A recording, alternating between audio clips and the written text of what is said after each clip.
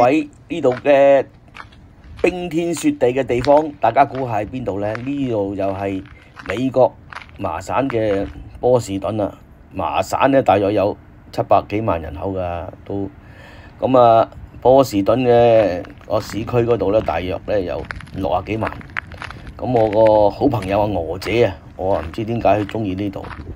咁啊，特別凍嘅啊，冬天啊，經常都好凍嘅。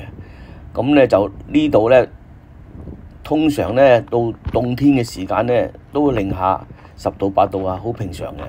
所以咧，好多怕凍嘅人就唔中意啊，中意凍嘅人就冇所謂啊，可以展示下啲皮草啊，咁啊，通常咧呢度咧就係教育都唔錯㗎，有好多大學啊，出名嘅大學都係喺麻省呢度。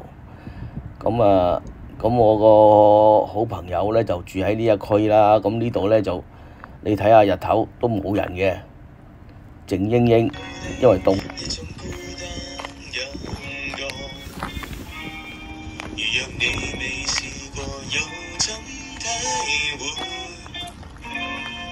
望着天空，我只見月亮，獨在那裏，沒有星星陪伴，從來沒對人講出秘密，心中那點點困擾，為何沒有人開解我吧？一個人渡過凌晨。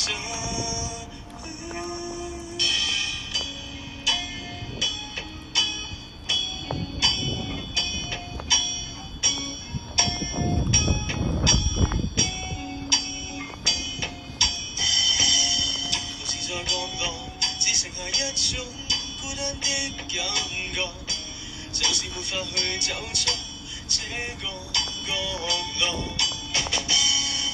是寂寞，怎麼可以建造快樂？天黑到天光，沒法找到一些曙光。從來沒對人分享苦與樂，很想你聽我講。為何亦未能解開惡運？心裏面似怨似恨。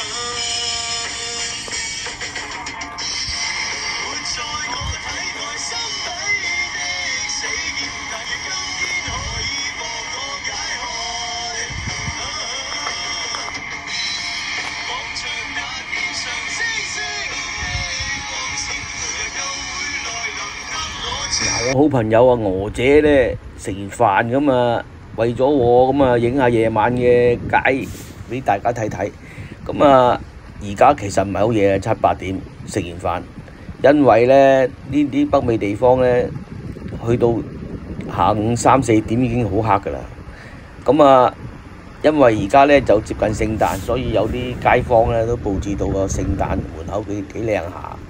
咁啊，夜晚其實啊好少人即係開車，因為嗰啲路啊好滑嘅，控制唔到啊。嗱，呢家幾靚啊，整得咁啊，唔好話開車啊，人都冇人行嘅。請訂閱迪奇哥頻道，分享俾個 like，多謝大家。